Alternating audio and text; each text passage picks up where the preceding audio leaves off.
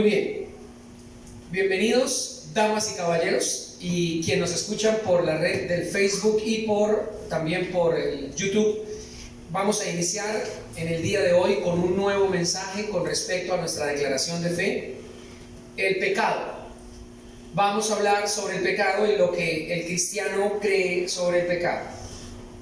Y déjenme decirles que la palabra pecado en la Biblia aparece más de 3.500 veces.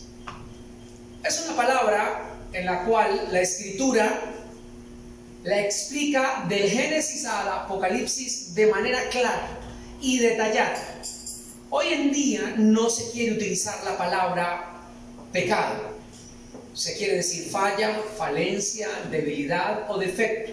La Biblia a todo esto que le corresponde al hombre lo señala o lo califica como pecado o como pecados. Pero hoy vamos a entrar despacio sobre lo que la iglesia cristiana cree acerca del pecado en el ser humano.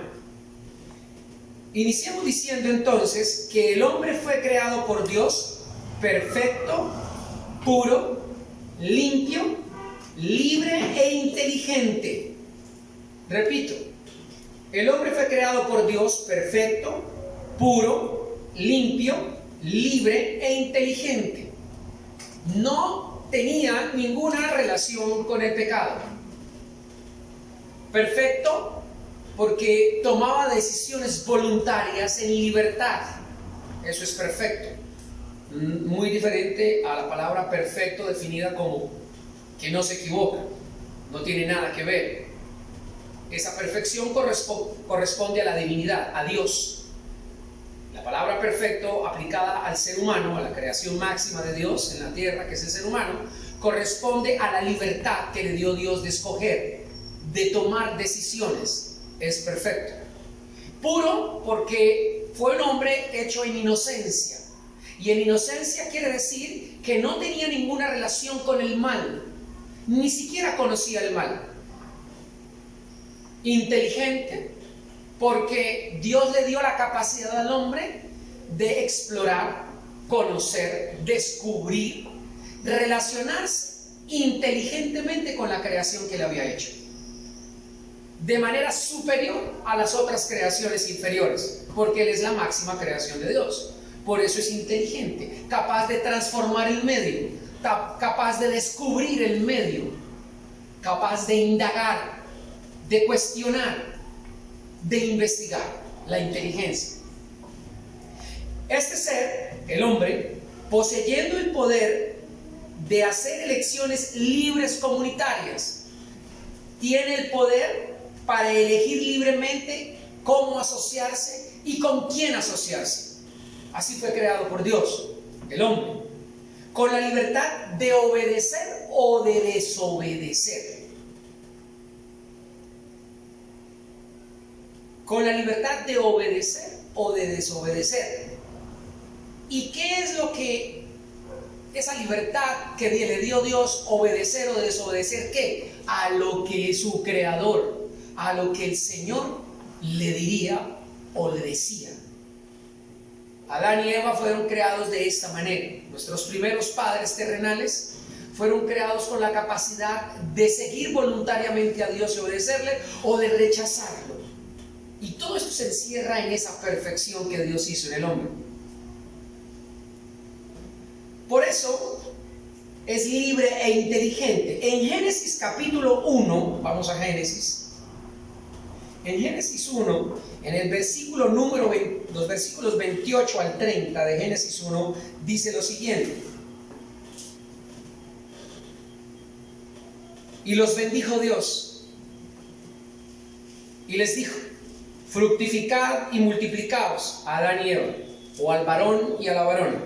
Les dijo: fructificad y multiplicaos, y señoread los peces del mar, en las aves de los cielos y en todas las bestias que se mueven sobre la tierra. Y dijo Dios: he aquí que os he dado toda planta que da semilla, que está sobre la tierra, y todo árbol que hay fruto, y que da semilla, os serán para comer. Y a toda bestia de la tierra, y a todas las aves de los cielos, y a todo lo que se arrastra sobre la tierra, en que hay vida, toda planta le será para comer. Y fue así, libre e inteligente, para que señoree sobre la creación inferior, sobre los animales. Le dio la libertad de escoger su dieta, y le dijo: mira, aquí tienes una selecta gama de productos que la tierra produce, que yo le he dado a la tierra para que produzca, según su género, según su semilla, según su especie, para que te alimentes. Escoge alimentarte bien. Nosotros escogemos cómo alimentarnos. ¿Con qué alimentarnos? Nuestra salud se ve afectada directamente por lo que comemos. Si nosotros entendiéramos la mitad de lo que significa comer inteligentemente, con la libertad que Dios nos ha dicho, nos sanaríamos de la mitad de todas las enfermedades que nosotros tenemos. Porque Dios nos dijo: de todo lo que hay en la tierra ustedes pueden comer. Y dijo qué comeríamos y qué no comeríamos. Y aquí en estos 3 versículos nos dice qué es lo que principalmente tiene que tener nuestra dieta alimenticia. ¿Qué es lo que menos los jóvenes comen? O la mayoría de los adultos: verduras, frutas, legumbres y frutos secos. Es lo que mayormente debemos comer. Lo que mayormente debemos. Es más, lo primero, lo primario, lo principal, la prioridad es eso. En Génesis capítulo 2, ahí seguido, en el versículo 19 dice: y el Señor Dios formó pues de la tierra toda bestia del campo y toda ave de los cielos, y la trajo a Adán, para que viese a Adán cómo las había de llamar. Y todo lo que Adán llamó a los animales vivientes, ese es su nombre. Y puso Adán nombre a toda bestia y ave de los cielos y a todo ganado del campo, mas para Adán no se halló ayuda idónea para él. En este aspecto específico vemos que el hombre que fue creado por Dios, perfecto, puro, limpio, libre, inteligente, también le dio la capacidad de la investigación, como les decía, y la capacidad de descubrir.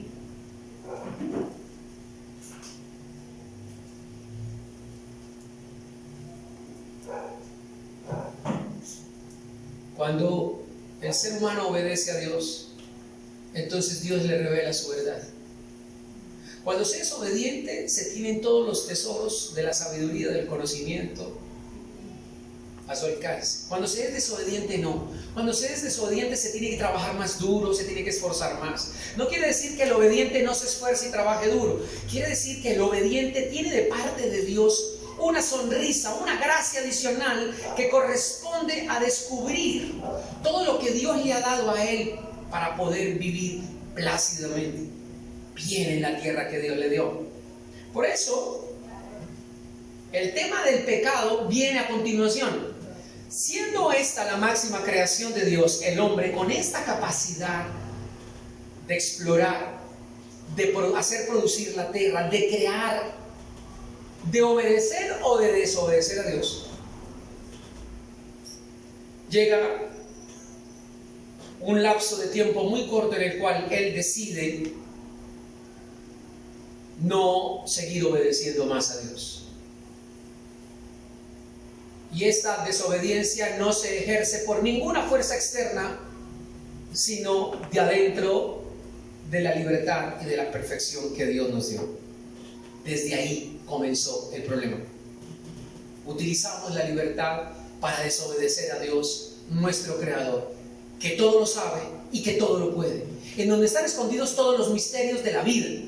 Decidimos buscar por nuestra propia cuenta y nos entenebrecimos. Libremente violamos la ley bajo la cual habíamos sido creados y violamos el mandamiento que Dios nos dio en la primera pareja. ¿Y cuál fue? El de no comer del fruto prohibido. Y leámoslo ahí en Génesis capítulo 2, en el versículo número 16, dice así el Señor: Y mandó Jehová Dios al hombre diciendo: de todo árbol del huerto podréis comer, mas del árbol de la ciencia del bien y del mal no comerás, porque el día que de él comieres, ciertamente morirás. Para probar la obediencia, para que el amor sea perfecto, el Señor le da un mandamiento y le dice: el mal existe, no tienes que conocerlo, no tienes que padecer bajo él ni por él.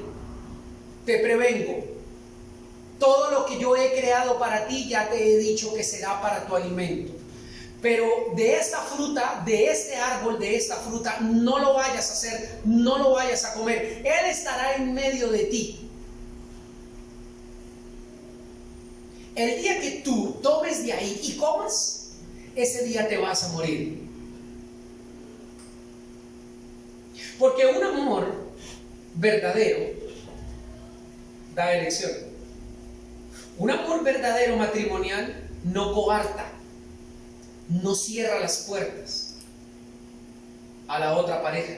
Un amor verdadero permite que ese amor se solidifique en medio de la libertad para elegir voluntariamente a mi pareja hasta que la muerte nos separe. No por obligación, no por dictadura, ni por imposición, sino por libertad. Entonces Dios les dice: yo les he amado y les he entregado todo, y les estoy diciendo que aquí está la maldad. No tomen de ella ni coman de ella. El problema no era la fruta, hiciera manzana, banano, o pera, o mango, o papaya. Eso no es lo importante. Lo importante era el mandamiento sobre el árbol y sobre la fruta. El mandamiento viene a ser en el corazón de nosotros una guía para conocer más a Dios, para conocer el carácter de Dios. Entonces Adán y Eva quisieron desconocer el carácter de Dios y buscar por sus propios medios su propio carácter, su forma de parecerse a Dios sin Dios, su propio conocimiento sin el conocimiento de Dios. Voluntariamente ocultaron, creyendo que ocultar habría solución, desconociendo lo que sería la muerte. Ahí fue cuando cayeron nuestros primeros padres. Eso se llama el pecado que dio origen a la maldad en el corazón del ser humano. El hombre entonces, ¿qué? Pecó. Por causa de este pecado, nuestros primeros padres entonces cayeron de su justicia original. La justicia original de Adán y Eva era pura, limpia, perfecta. Toda situación de incertidumbre era consultada a Dios. Dios era el discipulador por excelencia, el maestro por excelencia. El Señor Jesucristo les enseñaba. Pero su pecado lo que hizo fue: independientemente de Dios, ahora yo mismo me voy a discipular a mí mismo. Ahora nadie me tiene que enseñar quién es Dios ni cómo es Dios. Es más, yo puedo llegar a ser como Dios. Porque esa fue la mentira en Génesis 3 que le metió el diablo a Eva aquí y que le caló al hombre también. Por eso, como iglesia creemos que todo ser humano nace con la marca ¿de qué? Del pecado que dio origen a la maldad, o bien ya conocido como el pecado original. Por eso se llama pecado original, porque dio origen a la maldad en el ser humano. El diablo no hizo absolutamente nada después del pecado original. Él se quedó quieto, porque después de una vez engañado el hombre va a reproducir dentro de su corazón y con sus coterráneos el mismo pecado y multiplicar la maldad. El daño ya estaba hecho. Hubo muerte espiritual y luego vendría la muerte física, que no la experimentarían sino después, cuando entenderían el daño tan profundo y la imagen destrozada tan profunda que se había generado en el huerto del Edén en relación con toda la humanidad. Ellos se dieron cuenta que a partir de ahí la marca de ese pecado pasaría a todas las generaciones hasta cuando Jesucristo viniera y ya no tuviéramos relación con ese pecado, que todavía no ha pasado. Él no ha venido por segunda vez. Por tal motivo todavía siguen naciendo hombres y mujeres con la marca del pecado original. En Romanos capítulo 5, vayamos a Romanos.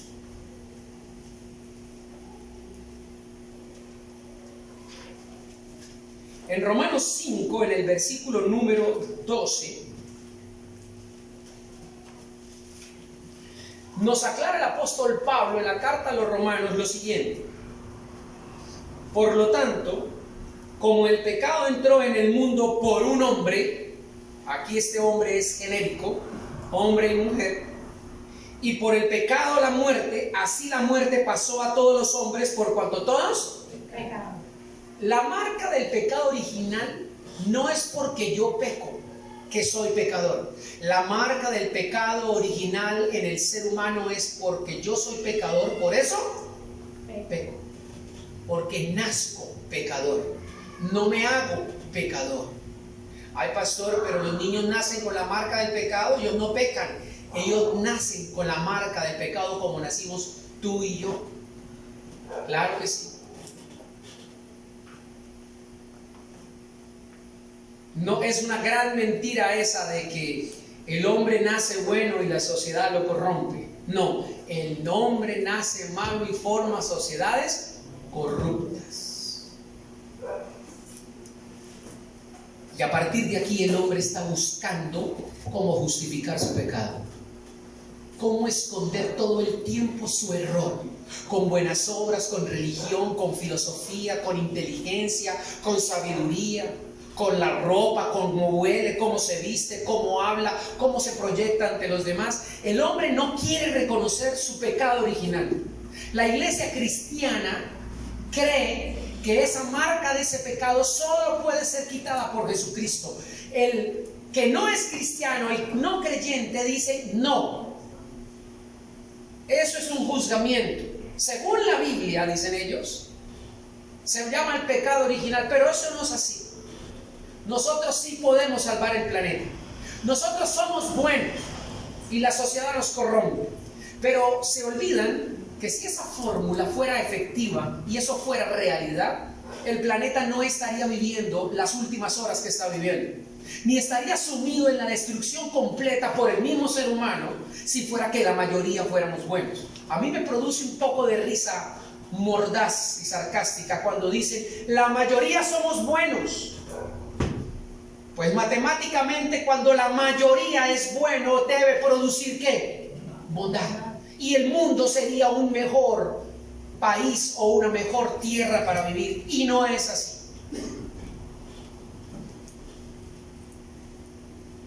$240 renos murieron este mes en el Polo Norte, porque se están descongelando de manera apresurada los polos y no encuentran comida y no encuentran vivienda y no encuentran dónde anidarse. ¿Y por qué se están descongelando los polos? Porque estamos talando los árboles. Contamos con mi esposa 20 árboles talados en la vía Panamericana, del lado izquierdo después de la Universidad Autónoma. 20 árboles en un solo tramo de menos de 1 kilómetro. Debería haber o existir una ley que por cada árbol cortado sembrase 10. Así es. Pero no los veo sembrados. No se ven. Cada vez se ve más cemento y más edificios que se necesitan, pero lo otro es para la vida. Nosotros deberíamos comprometernos y ser pro vida en eso y sembrar todos árboles en nuestra vida, varios, bastantes, en donde podamos, y cuidarlos como un hijo, porque eso será lo que necesitemos dentro de 15 años o 20 años, ya no habrá. Por tal motivo, el pecado ha arrasado con todo. El pecado original es el peor desastre que le puede pasar a un hombre. Pero más que este desastre, lo peor y lo más catastrófico que puede tener un ser humano es creer que no es pecador, que no tiene el pecado original, creerse bueno o compararse y decir es que esos son más malos que yo. o yo soy más bueno que ellos. Es lo peor que puede pasar. Porque el pecado es como una adicción. Cuando no se reconoce que se tiene, no se puede mejorar. No hay proceso recuperativo o recuperatorio. Por eso dice ahí, así como el pecado entró al mundo por un hombre, y por el pecado la muerte, así la muerte pasó a todos los hombres por cuanto todos pecaron. Nacemos muertos espiritualmente, vivos en la tierra, pero muertos para Dios. El ser humano sin Jesús, como lo vamos a ver más adelante, camina, es un muerto viviente. Me parece una película muy gráfica, pues esa serie, Los muertos vivientes, los que comen cerebros, ¿no? Viven porque caminan, pero están muertos. Bueno, la Biblia narra que el mundo, el planeta está lleno de muertos, muertos espiritualmente, pero vivos para la tierra. Comen, se visten, trabajan y se acuestan, pero espiritualmente, ¿cómo están? Muertos. El pecado original hizo eso. No pueden tener comunicación con Dios. Un muerto no se comunica con Dios, porque Dios no es Dios de muertos, sino Dios de vivos. Los muertos, mortus et, muertos están. Nada pueden hacer ni aquí ni allá, dice la Biblia. Por tal motivo, el pecado original, creemos nosotros, que destrozó la imagen de Jesucristo interna que teníamos de Él. Esa imagen, esa semejanza, no se salió, sino que quedó destruida dentro. Y por ninguna religión el hombre la puede volver a construir, ni por medio de buenas obras, ni de esfuerzo, ni meditación trascendental, ni haciendo runas, ni asanas, ni nada, ni practicando yoga. Nada puede hacer que el hombre sea mejor ni bueno, porque algo podrido no puede volverse bueno. Tal vez se cambie la envoltura, tal vez se modifica en algo externo, pero internamente la semilla está como podrida. Y la semilla podrida produce semillas más podridas, dañadas, defectuosas.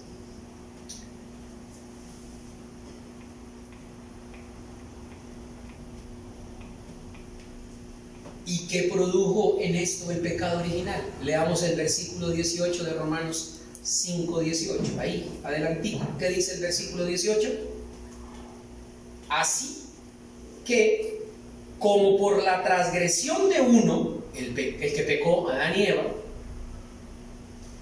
¿vino qué? La condenación a todos los hombres. ¿Cómo nacen los hombres con el pecado original? Condenados. Perdónenme, los que me están escuchando y los que están aquí. No lo digo yo, lo dice la palabra de Dios. Lo dice el apóstol Pablo, inspirado por el Espíritu Santo. Los seres humanos nacen con la marca del pecado, y la marca del pecado original se llama condenación. Nacemos condenados. Hay un dicho por allá ancestral, lo decía mi papá y mis abuelos, que cuando uno hacía una pilatuna le decía: esté condenado. ¿Sí o no, abuelos que me escuchan? Claro, bien decían en decirlo. Este condenado lo que está haciendo allá, es que está actuando como condenado. Cada vez que hacían algo malo decían condenado, ¿no? Este diablillo, sabíamos de dónde venir. Es que es muy diablillo ese muchacho. ¿Qué hace? Diabluras. Todo apunta ahí. En el inconsciente del ser humano sabe que la verdad está allí. No somos buenos. Y sigue diciendo: la condenación a todos los hombres. De la misma manera, por la justicia de uno vino a todos los hombres la justificación de vida. De la misma forma como uno pecó. ¿Quién fue? Adán y Eva. Asimismo vino uno que obedeció y nos justificó, que nos trae de muerte a vida. Es necesario que sea así. Si un hombre desobedece, se necesita uno perfecto que obedezca.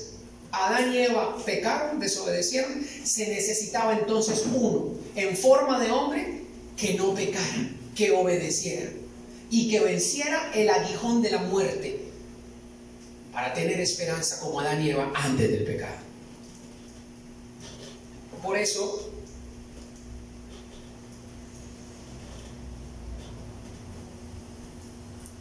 El pecado original y todas sus consecuencias cayeron sobre la humanidad y siguen, porque la humanidad todavía existe. Gracias a Dios. Todavía existe.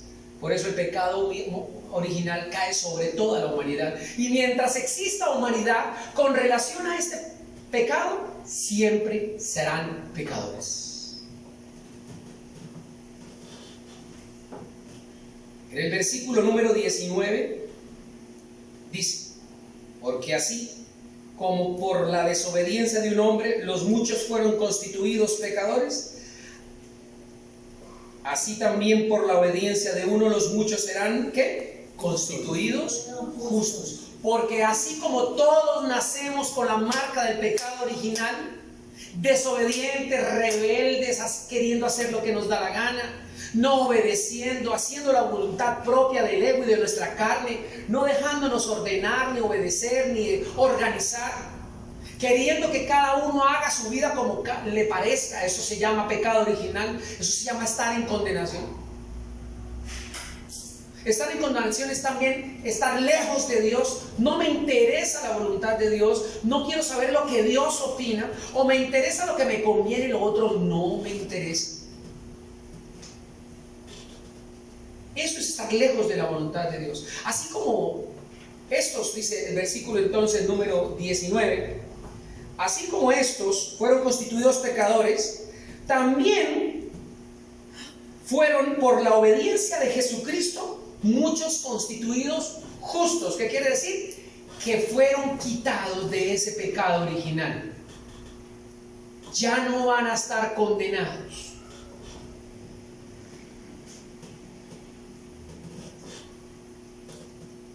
Mientras nosotros estemos en este cuerpo, vamos a estar sujetos a las miserias temporales de esta vida, imposibilitados de hacer algo bueno, si no es por Jesucristo. Vuelvo y repito, la historia de la humanidad nos muestra, iglesia y amigos que nos escuchan, que el hombre no es bueno y la sociedad lo corrompe, que el hombre es malo. Y si la humanidad no cae a los pies de Jesucristo y se arrepiente de su pecado, asume su responsabilidad, no hay esperanza para la tierra, no hay esperanza para la familia, no hay esperanza para los hijos.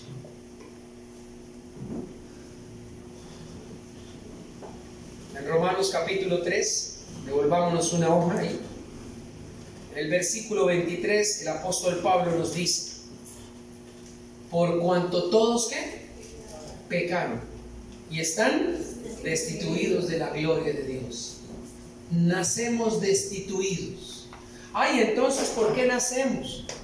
Nacemos porque la misericordia de Dios no ha invalidado y no puede invalidar sus leyes de misericordia y amor para con su humanidad. Porque Dios ha permitido en este juicio justo y en esta justicia que Él ha determinado, que la humanidad continúe viviendo para que lo pueda conocer a Él. Eso se llama misericordia de Dios. Cada día que pasa, usted y yo tenemos que darle gracias a Dios porque no nos destruye, porque tendría todo el derecho para hacerlo. No porque es Dios, sino que por según la ley, el que peca tiene que morir. Debía habernos destruido, pero por su infinita misericordia permite que nazcan más niños y niñas en el mundo para que le conozcan a Él y reconozcan su pecado original y vuelvan su vida a Dios, para ir al modelo original de creación, que solamente puede ser a través del único hombre perfecto que ha demostrado ser Dios y que nos unió en libertad con el Padre, en Jesucristo. Fuimos destituidos. El versículo número 9 de Romanos 3 dice: ¿acaso nosotros podemos jactarnos de otros, de ellos, con respecto a los justos, a los judíos, perdón? En ninguna manera, dice Romanos 3:9. Pues ya hemos acusado a judíos y a gentiles que todos estamos bajo ¿qué? Bajo pecado. Todos. Y judíos son un grupo de la población, pero gentiles es el resto de la población, el resto de la humanidad. ¿Estamos bajo qué? Bajo pecado. Y aquí dice el Señor, como está escrito, literalmente, voy a leer: no hay justo ni aún uno, no hay quien entienda, no hay quien busque a Dios. Todos se desviaron a una, se hicieron inútiles. No hay quien haga lo bueno, no hay ni siquiera uno. Sepulcro abierto es su garganta, con su lengua engañan. Veneno de ásperes hay debajo de sus labios. Su boca está llena de maldición y de amargura.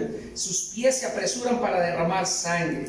Quebranto y desventura hay en sus caminos, y no conocieron camino de paz. No hay temor de Dios delante de sus ojos. Este pasaje nos está mostrando que toda buena intención de todo ser humano que está bajo la marca del pecado trae consecuencias desastrosas. Nada bueno se esconde detrás de una acción buena de un ser humano. Nada. Siempre hay algo de reconocimiento, algo de ego, algo de orgullo. Siempre hay algo que recoger o que reclamar. Ese es el corazón del ser humano. Eso es lo que nosotros como iglesia creemos del pecado original. El destrozo total. Cuando a mí me dicen es que es un buen hombre, yo me río. Colóquenlo en la condición necesaria de prueba, de hambre, de necesidad, de dolor, de rabia, y se da cuenta que brota de él ¿qué? La pus del pecado original, la maldad. No hay hombre bueno, acaba de decir el Señor en Romanos 3. No hay ni aún uno. No hay quien busque a Dios y le dé la gloria a Dios. Todo el mundo busca reconocimiento, egolatría, que lo exhiban, que lo exalten. No hay. No se crea usted buena y bueno. Cuando se novia una pareja, y lo digo con autoridad, por experiencia propia, que no es cristiana, si cristiana pasa lo que pasa, ahora cuando no es cristiano, cristiana, no, pero es tan bueno, es tan buena, no le hace daño a nadie, no mata, y comienzan con los mandamientos: no mata, no roba, no le hace mal a nadie, miente, debe decir, porque ¿quién no miente? Y empieza la justificación. Yo digo, ya sé para dónde va eso.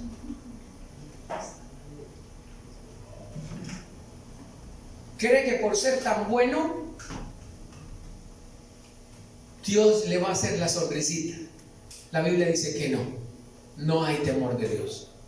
Peor del cristiano que se enamora de una no cristiana, o de la cristiana que se enamora de un no cristiano, queriéndole torcer el brazo a Dios y decirle: yo lo convierto. Sí se puede. Que no. Sí se puede. Que no. Y uno ve cómo lo saca de la iglesia el no cristiano a la cristiana, o el cristiano viceversa. Cómo los enfría, cómo se rebeldizan, no vuelven a leer la Biblia, no se congregan, no oran, no escuchan consejos. ¿Por qué? Porque yo lo convierto. Peor, yo lo enfrío. Si es cristiano, el no cristiano enfría al cristiano. Pero ¿cómo así no tiene el poder? No, porque la Biblia dice que como cristianos debemos estar juntos, iglesia, mantenernos juntos, amar a los de nuestra familia, porque Dios ha hecho una familia la cual debe permanecer unida en espíritu y en verdad, unánimes, fortaleciéndose unos a otros, porque son más los del mundo, son más, y son astutos. Los hijos de las tinieblas son astutos, dice Juan, el Evangelio de San Juan. Por tal motivo el cristiano debe permanecer con la familia de cristianos, llamarse, hablarse, oírse, mirarse, aconsejarse, divertirse juntos. Esa es la idea. Desde que inicié mi vida cristiana como joven, hace ya más de 25 años, siempre ha sido así. Pocas veces, muy contadas veces, porque en el mundo estamos, comparto de manera íntima, social, digo íntima en reuniones o agasajos, con gente no cristiana. Muy poco. ¿Sabe por qué? Porque ahí no se dicen sino malas palabras, groserías, se emborrachan, tratan mal a las mujeres, se insultan, se habla mal de los demás. Y se sobreentiende que en un ámbito cristiano, en un ambiente familiar cristiano, pues no es así. No debe ser así. La iglesia es una familia y debe permanecer unida. Uno no puede tener el corazón dividido. La familia es una sola. Uno debe decidir dónde estar, dónde servir, dónde amar. El pecado te dice, ve donde tú quieras. Dios está en todas partes. La Biblia dice, no. Tú tienes que buscar una familia donde adorar y donde servir, donde aprender a conocer el otro. No es un poco, la iglesia no es un poco de amontonamiento de carne con ojos ahí. Un poco de carne con ojos ahí. Donde no se conoce el uno con el otro. No, eso no es iglesia. Iglesia es familia y la familia se conoce sus problemas. ¿Qué les duele? ¿Qué les gusta? ¿Cómo se ayudan unos a otros? ¿Cómo se cuentan las cosas? ¿Cómo se perdonan? ¿Cómo se animan unos a otros? Hay cosas que se va a doler. Hay cosas que van a doler en la familia. Pero hay que decirles. Pero también hay que reconocer los errores dentro de la familia. Y hay que perdonar. Hay que sanarse, hay que abrir el corazón. El pecado original dañó eso. La familia. La primera familia la dañó el pecado original. Quebrantando la libertad con sus cuerpos, se avergonzaron de lo que Dios había hecho. Se hicieron hojas de higuera y comenzó la moda. La vergüenza, la hipocresía y la falsedad, la autoimagen. No quiero que me vean como yo soy. Qué vergüenza que digan o que se den cuenta de lo que yo hago. Todo el tiempo en la imagen. Allá comenzó. El pecado original dañó eso. El mejor tratado de psicología es Génesis capítulo 3, del 1 en adelante hasta el 18, 20. Ahí nos muestra cómo el hombre le echa la culpa al otro. La esposa le echa la culpa al hombre, el hombre le echa la culpa a la esposa. Y por último la esposa a la culebra, y la culebra, ¿a quién le echó la culpa? A Dios. Ese es el pecado original. Nosotros como iglesia creemos que todo hombre nace con eso. Y esa es la sociedad, esas son las novelas que se ven. Eso es todo lo que venden en el mercado. Todo está marcado por el pecado original. Todo es sexo por fuera del matrimonio, todo es antes del matrimonio o dentro del matrimonio para dañar y romper la familia. El pecado original está ahí, pidiendo cancha. Actuamos como condenados, como decían los abuelos, como puro condenado, como puro hijo del diablo. Esto suena fuerte, pero es así. Por tal motivo, ya vamos terminando. En el versículo número 20, dice ahí, 19 y 20, vamos a leerlo de Romanos 3. Dice, pero sabemos que todo lo que la ley dice, lo dice a los que están bajo la ley, para que toda boca se cierre y todo el mundo quede bajo el juicio de Dios, ya que por las obras de la ley ningún ser humano será justificado delante de él. Ningún ser humano podrá levantarse en el juicio, porque habrá un juicio para toda la humanidad. Y decir, yo fui bueno porque no maté, no robé, yo mentí, culpable.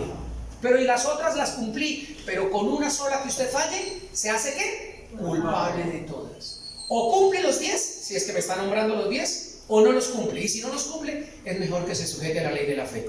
¿Qué dice la Biblia sobre la ley de la fe? Ahí en el reglón dice, ya que por las obras de la ley ningún ser humano es justificado delante de él, porque por medio de la ley es el conocimiento de ¿qué?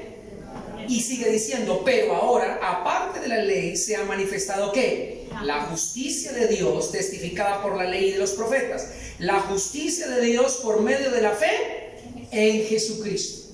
Es necesario que el ser humano entienda que nace primero con el pecado original, pero segundo, que necesita creer en el Señor Jesucristo para que ese pecado original sea quitado y ya no sea más condenado, sino que venga a vida eterna. Amén. Amén. Casi que no dice el pastor la solución a ese problema que ya me estaba como agobiando.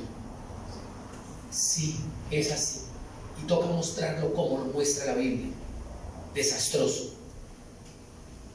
Los jóvenes tienen que entender eso. No se pueden confiar en sus emociones ni en sus sentimientos.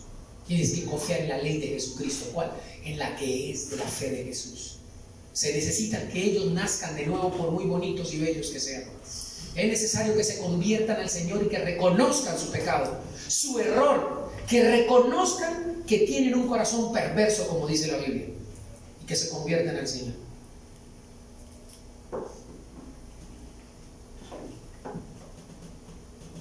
Por eso, y ya para terminar, en Romanos 3, allí mismo, en Romanos 5, perdón, en Romanos 5, el 1 y el 2 nos dice lo siguiente. Romanos 5, 1 al 2.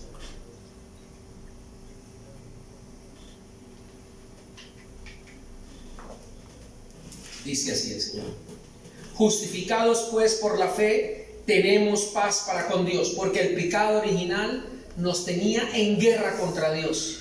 Y sigue diciendo: por medio de nuestro Señor Jesucristo, por quien también tenemos entrada por la fe a esta gracia, en la cual estamos firmes y nos gloriamos en la esperanza de la gloria de Dios. El cristiano tiene la esperanza de la gloria de Dios, que es la confianza en el Señor Jesucristo, porque ya no confía en sí mismo, no tiene que irse a cursos de liderazgo que le digan que Él es el líder de su vida, sino que ahora ya sabe que no puede confiar en Él, sino que debe confiar en Jesús y en lo que Jesús dice en su palabra. De ahora adelante, lo que le dicten sus sentimientos no es la primera regla de vida. De ahora en adelante, la primera regla de vida es la palabra, es la voz de Jesús. La meta no es ningún modelo de televisión o película. La meta es la figura, la persona y el carácter de Cristo. Ahí es donde encontramos paz. Ahí es donde se acaban todos los errores y problemas. Es ahí donde debe descansar la ignorancia para enriquecer el conocimiento y llegar a la sabiduría. Y sigue diciendo en el versículo número 8: mas Dios muestra su amor para con nosotros, en que siendo aún pecadores, Cristo murió por nosotros. Ahí está el amor. Nos lleva de la condenación a la vida eterna. Y sigue diciendo el versículo 9: pues mucho más, estando ya justificados, ¿en qué? En su sangre, porque la que nos limpió fue la sangre del Cordero, que es la que sirve ¿para qué? Para quitar el pecado. La sangre no sirve para proteger. La sangre sirve para limpiar el pecado. Eso de que me cubro con la sangre del Cordero es absolutamente antibíblico. Uno no se puede cubrir con la sangre como si fuera agua bendita.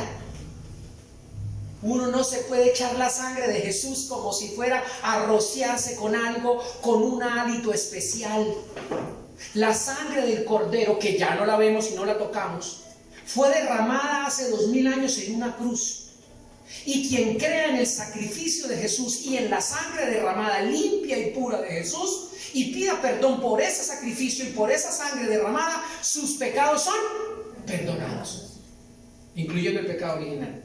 Para eso es que es la sangre. No es para que el ladrón no lo robe, ni a la casa se le entren los ladrones de noche, y mucho menos la Biblia abierta en el Salmo 91. La sangre no sirve para proteger. Si la sangre sirviera para proteger, entonces los discípulos del Señor no hubieran muerto de muerte trágica y de muerte sacrificial como fueron. No les hubiera pasado todo lo malo, y el aguijón de Pablo no se lo hubiera quitado de una, porque me cubro con la sangre del Señor. Eso es falso, eso no es bíblico. La sangre es para quitar el pecado. ¿Qué mejor marca de quitarnos que la de la condenación? ¿Qué mejor limpieza y protección que es que nuestro Señor nos limpie cada día nuestros pecados? ¿Cuántos dicen amén? Amén. Que podamos restablecer nuestra comunión con Él y no sintamos culpa, porque la culpa lleva al suicidio.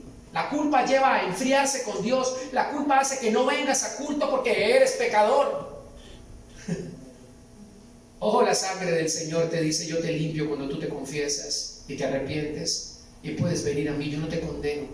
Decía ahí Romanos 5: Justificados pues por la fe tenemos paz para con Dios.